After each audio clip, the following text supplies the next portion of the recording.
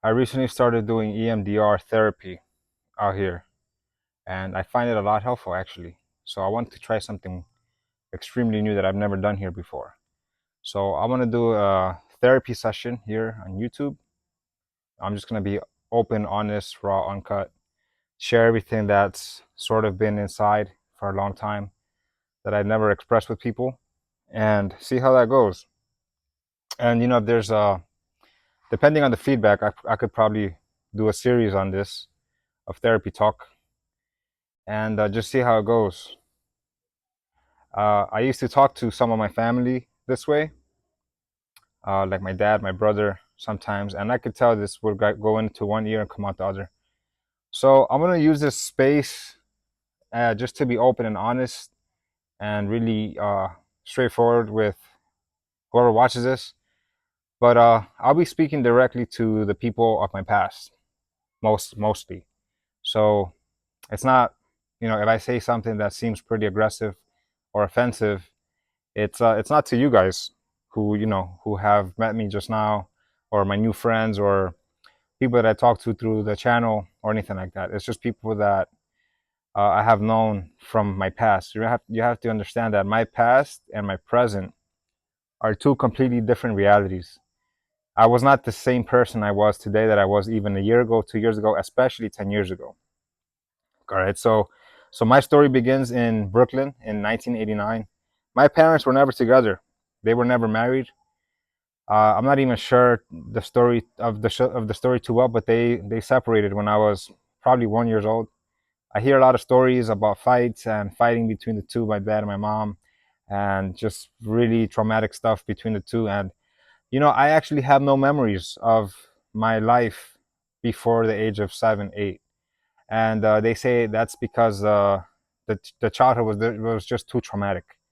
So I essentially just raised myself pretty much. I mean, my mom, after I turned 8, she moved to Ohio, and I was left with my dad. But it turns out that my dad just took me away from my mom so that my mom wouldn't have me and would be heartbroken. And it's not because he really wanted to have me with him, which makes a lot of sense because I don't remember spending too much time with my dad anyway.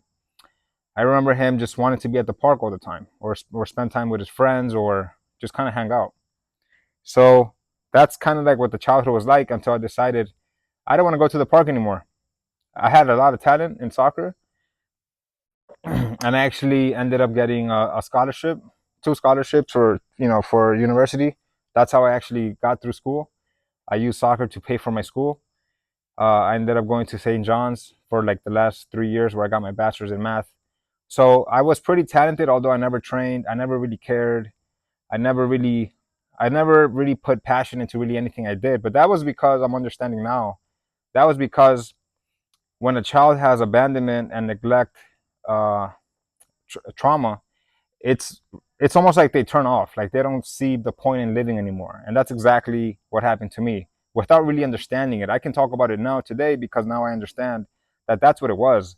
But when a child suffers from neglect or abandonment, or even emotional neglect, like your parent could live in the same house, but if he neglects you emotionally or is not connected to you in any way, you're going to suffer these consequences, and it's going to affect you as a child. And that's when the development of a human being is most important, is when they're children, adolescents.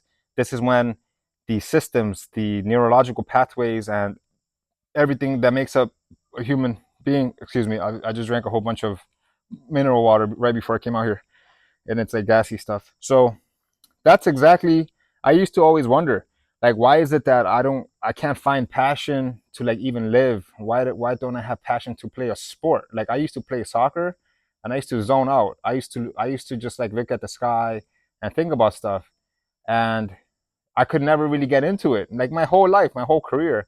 And I still made it to where I got some scholarships, and I played overseas for a little bit in Puerto Rico. But and also the idea, or just like the possibility of what would have happened if a parent would have invested more time in me. What would have happened always kind of bothered me. It was like a resentment type of thing that I always used to live with. And I brought this up to my dad one time, and he would say, "Yeah, I did tell you to train. I told you to go jogging." And he was really good at kind of like deflecting stuff and making it seem like everything was my fault. And he used to kind of always like play these mind games with me since I was very young until I grew up and I figured out what he was doing.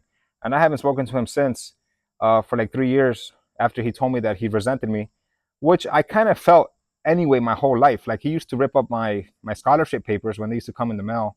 For what reason, I don't know. But when you have a narcissistic parent, they will tend to envy their own child if their child seems like they have more promise than they did themselves, because they want to be the center of attention and they don't want to be outshone. It's very immature stuff, but it's a thing of narcissists, and I think it's a thing of machos. It's a thing they have. That's why I changed my name completely. I don't want to carry any of my parents' last name. That's why the name Cargan, I made it up. It's my and only last name that I invented. It's a legal last name. I went to the court to change it, but it's literally my two parents' last names put into one.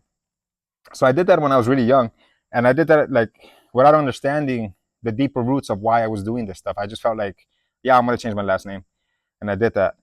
So I don't have any like connections to my past. Although you're always gonna have connections, but it's all about the perspective and how you look at the past. But the EMDR stuff is actually really helpful. It's an exercise that you do with your eyes that allows you to remember some of the stuff that might be um, suppressed memory. Suppressed memories that you think you can put away. You actually don't put them away. The memories that are suppressed are the memories that control you the most, and that's what I didn't know before. I thought, oh, I don't remember it, so it's not going to affect me too much. Is wrong. Actually, the memories that you can remember or that you don't want to remember are the memories that are controlling your entire life.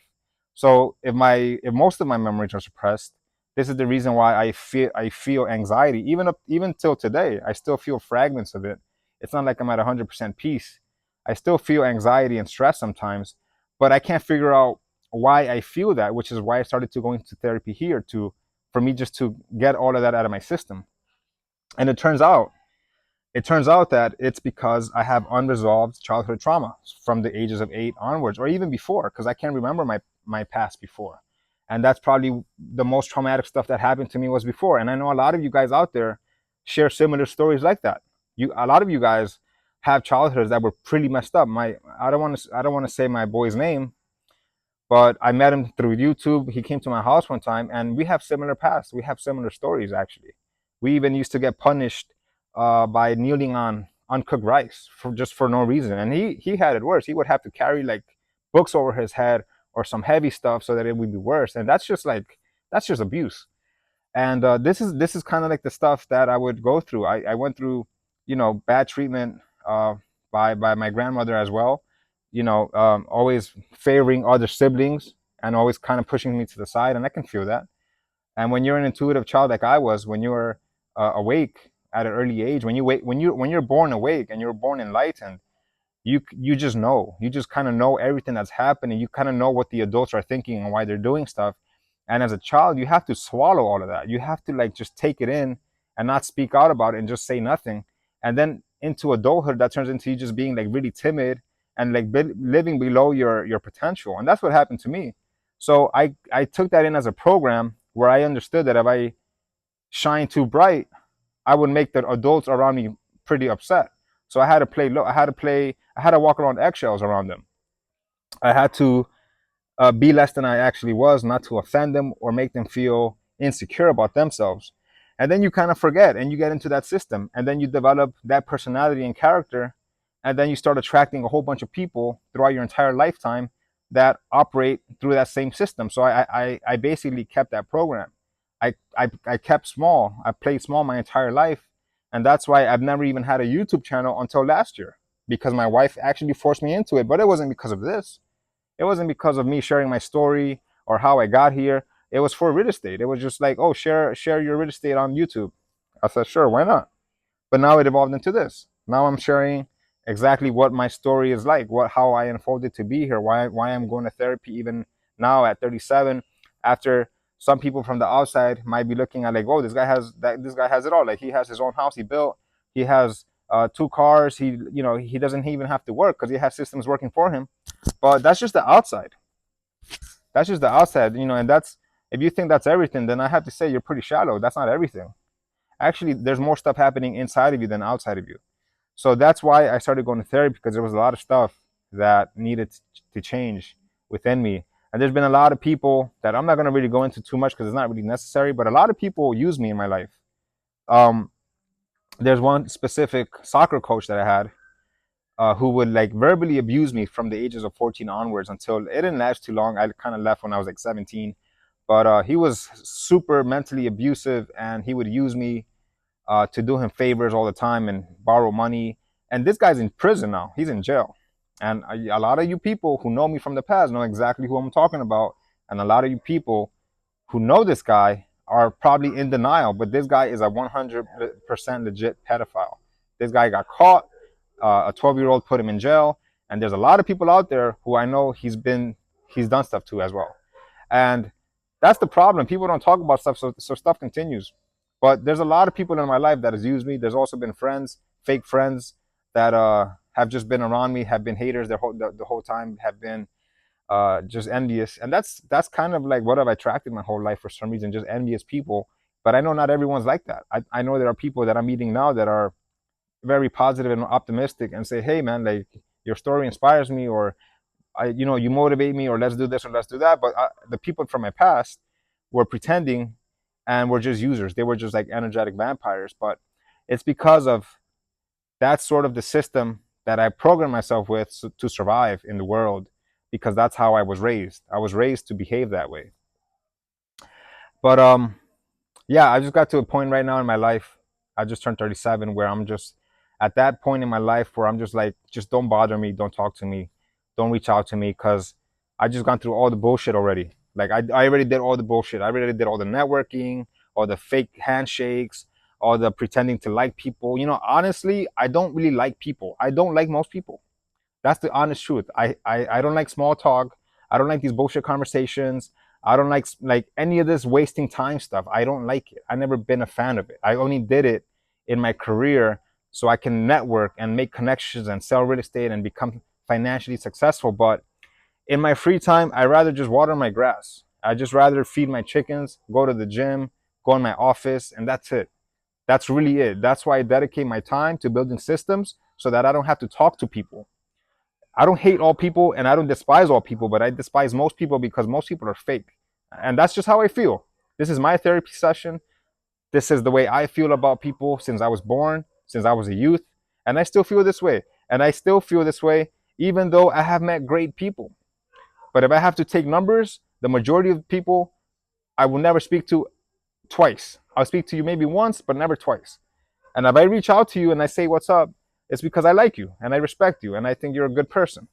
But I'm just being honest. I just don't like most people. Maybe it's because of my past or my history, but that's just the way I feel. And I feel like I don't want to be bothered. And there's sometimes even people who know me the best or know me the most don't understand my journey. Like they don't understand what I'm going through. And that's understandable because not many people have gotten to where I am in life. Like I got here in my life without YouTube, without being a social media influencer, without being a professional athlete, without hitting the lottery. I got here through working hard and also being intelligent with my money and my moves and my investments and knowing how to think and understanding that there is a system called the matrix that it tries to enslave you. And I've always known that. I've known that since I was a child. So that I use that to my advantage. While, well, excuse me, while everyone else who I was trying to put onto the game, they would just make fun of me. They would just laugh and they'd just say, what are you talking about? And all those people are just still working. And then some of them still even live with their mom, which I'm not knocking because I actually kind of wish my mom lived nearby. But I finished that part of my journey where I'm trying to help people individually off camera. Now I'll just make the videos here because it has a way further reach. It can hit people in Africa, it can hit people in Europe, it can hit people wherever in the world. It could hit people in 10 years, in 5 years. It doesn't really matter when, but at least this is my most efficient way of talking to people through here. I'm not going to waste my time anymore to talk to my dad or talk to my brother when they don't even want to pay attention or listen because they don't care.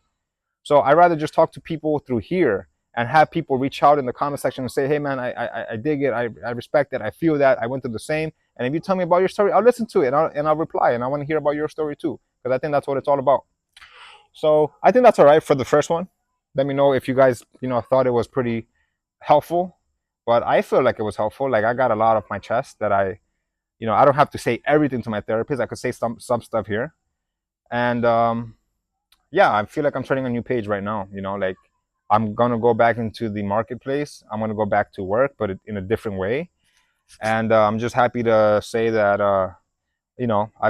I've come a long way to get here. And if I wanted to rest for a while and not do anything, it's because I earned it. I earned this place in my life. I earned a position in my life where I could do nothing. Some people do nothing, but they don't have shit. They're in debt, or they can't even buy food or a motorcycle or whatever. They can't afford to do that. I can, because even if I stop right now, I still have money coming in. I still have assets. I still have cash. I still have things in the future. So I could afford to do that because I build my life for me to have the time to rest and heal. So it may not be pretty, it may not be sexy, but I paid the price to get to where I am today. So I could afford to not talk to anybody. I could afford to be real here on YouTube because I don't have anything to lose. No one can go on this channel and say, hey, let's fire that guy. I don't like that guy. Let's cancel his contract. No one can say that. I don't have a contract with nobody. I don't work for nobody. I just work for myself. I work for God, first and foremost. So I can say whatever I want. I can do whatever I want. And that's just where I am right now in my life at 37 years old. I can do whatever the hell I want, when I want, and how I want. But now I'm deciding to expand my family's wealth in the near future. Maybe next week, maybe next month. I don't know. I'm going to Spain this month. So I might do it when I come back. I'm not sure, but there's definitely a lot of stuff coming, and maybe on the next trip, or on the way to my therapist, I'll make a quick short and let you guys know that I'm going in and how it goes and all that stuff. But all right, cool. If you like the video, leave a comment and let me know what your thoughts are. It depends. If you guys like it, I'll make more of these therapy sessions. If not, this is the one and only. All right, peace.